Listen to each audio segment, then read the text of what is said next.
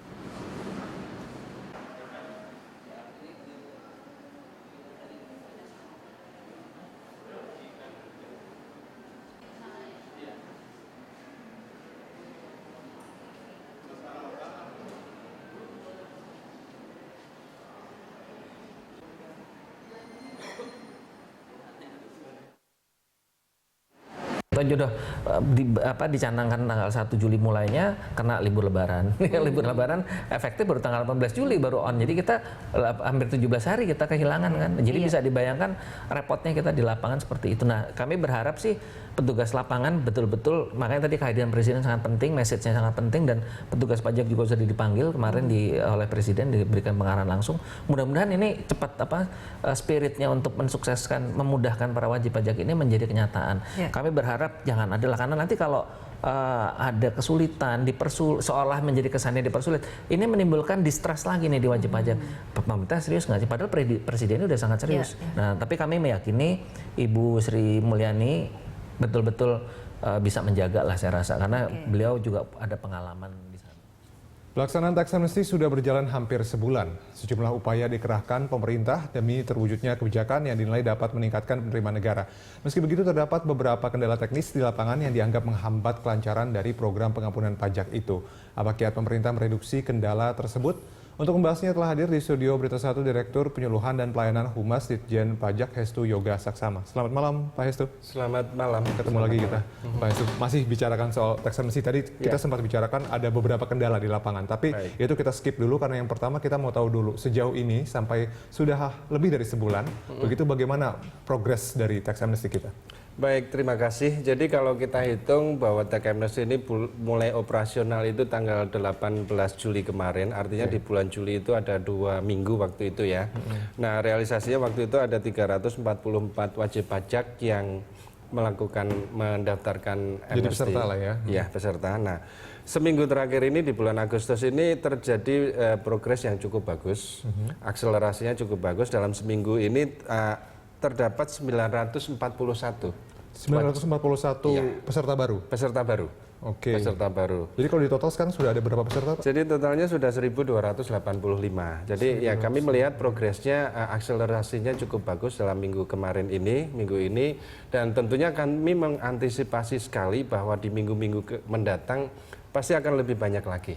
Oke. Ya, nah ini apa kemudian yang menjadi penyebab kenapa di seminggu terakhir ini progresnya begitu kencang? Nah, itu tentunya juga karena pemahaman masyarakat bagaimana cara mengikuti tax amnesty, dan petugas kami pun juga sudah lebih siap daripada sebelumnya. Yang tadi disampaikan di awal-awal mungkin ada kendala.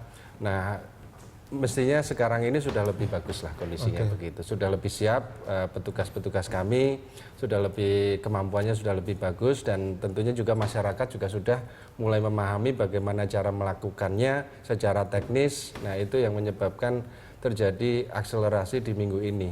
Dan kita harus siap bahwa minggu-minggu mendatang akan lebih banyak lagi, semakin banyak semakin banyak. Oke, itu tadi adalah pesertanya. Tebusannya sendiri sudah berapa? Ya, tebusannya pun juga mengalami akselerasi. Jadi kalau 2 minggu pertama di bulan Juli itu 85 miliar sekitar.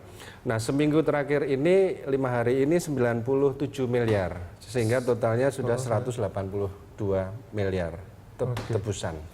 Oke, tapi begini Pak, tadi kan Anda bilang bahwa sebetulnya di seminggu terakhir ini ada peningkatan begitu karena memang petugas semakin baik. Tapi kemudian kalau kita lihat dari lapangan justru keluhan-keluhan dari pengusaha masih banyak karena kasus-kasusnya ternyata banyak, sementara peraturan-peraturannya tidak semua dipahami oleh petugas pajak. Ini komplainnya sudah nyampe ke Anda belum? Ya, itu jelas. Kalau komplain, kita setiap hari juga mendengar kemudian menganalisa masukan-masukan permasalahan yang ada di lapangan. Sehingga kami punya tim tersendiri di kantor pusat, ada poskonya, ada tim pengolahnya.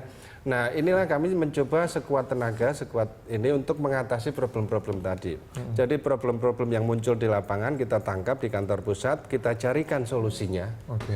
Nah, memang problem-problem ini akan berkembang terus. Karena wajib pajak ini kan bervariatif. Kasusnya berbeda-beda. Kasusnya akan sangat banyak sekali. Nah, ini kita selalu menangkap problemnya apa, kemudian kita membuat semacam FAQ.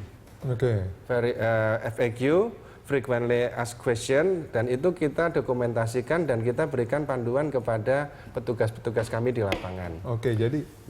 Jadi mekanismenya kalau misalnya nanti petugas lapangan menemukan sebuah kasus yang mungkin agak berbeda begitu, belum pernah, maka kemudian akan dilaporkan ke internal dan kemudian dicarikan solusinya, baru kembali kemudian ke wajib pajak tersebut. Tapi apakah memang ada pelatihan khusus sebelumnya dari para petugas pajak, itu seperti apa Pak? Ya, memang jadi di awal pelaksanaan sebelum tanggal 18 Juli itu ya, kami juga sudah lakukan bimbingan teknis kepada petugas-petugas di seluruh Indonesia. Tetapi sekali lagi kan permasalahannya ini semakin lama semakin banyak ya. Artinya dalam konteks kasus-kasus yang muncul, setiap individu wajib pajak itu punya permasalahan khusus. Kondisi dia akan berbeda dengan yang lain. Nah, ini beragam sekali. Tetapi bagaimanapun juga petugas kami harus siap untuk menjawab itu. Dalam konteks ketika itu menjadi FAQ, kita berikan jawaban. Di lapangan mereka sudah bisa menjawab untuk kasus-kasus serupa. Begitu muncul kasus lagi, mereka mungkin bisa menjawab, tapi bisa aja mungkin tidak. Nah, ini naik lagi ke pusat, di posko itu kita bahas lagi, kita bentuk lagi FAQ baru, kita sebarkan lagi semuanya ke lapangan, semacam itu. Sebelumnya apakah memang tidak ada semacam antisipasi khusus begitu? Ini akan ada begitu banyak FAQ, akan ada banyak masalah begitu, sudah dipetakan lebih dulu atau bagaimana Pak? Tapi sekali lagi setiap wajib pajak itu punya masalah sendiri, punya kasus sendiri. Itu bisa kita lihat di masyarakat pun ya, orang punya harta begini, orang punya ini, orang punya suami, punya istri sudah cerai, punya ini segala macam. Nah, itu pasti muncul. Nah, hal-hal semacam itu yang memang kita harus sangat sulit untuk diantisipasi duluan begitu Pak. Nah, dan kita harus siap untuk kemudian mungkin itu masalah di awal, tapi kemudian kita bisa pecahkan. Nah, ini kita sebar semuanya ke petugas kami di lapangan sehingga mereka menghadapi masalah yang sama sudah memiliki jawaban terhadap masalah-masalah. Kalau boleh tahu jumlahnya berapa Pak untuk tax amnesty ini petugas pajaknya? Nah, memang ini terkait dengan pelayanan. Kami sudah mengantisipasi bahwa ke depan akan semakin banyak lagi peserta amnesti. Kami akan meningkatkan pelayanan. Mulai hari Sabtu besok pun kantor pajak buka. Jadi nggak libur lagi nih weekend? Itu sudah ada instruksi dari pimpinan kami, Bapak Dirjen Pajak malam ini tadi, bahwa mulai hari Sabtu besok, jam pelayanan kita bertambah. Dari jam 8 sampai jam 14. 8 sampai 14? Iya. KPP kami akan buka, menerima layanan, memberikan layanan terkait dengan tax amnesty ini, apakah itu helpdesk saja, informasi saja, atau langsung memasukkan, mendaftarkan untuk penyampaian surat pernyataan itu. Dan kami juga antisipasi nanti semakin berkembang, mendekati bulan-bulan September, petugas yang ada akan kita tambah terus. Kalau sekarang sudah ada berapa Pak? Nah, secara standar Saat ini ada, karena kita ada beberapa bagian di situ ya, ada fungsi pengarah layanan, kemudian ada fungsi helpdesk yang memberikan informasi dan penjelasan segala macam, kemudian ada fungsi peneliti, menerima berkas kemudian meneliti.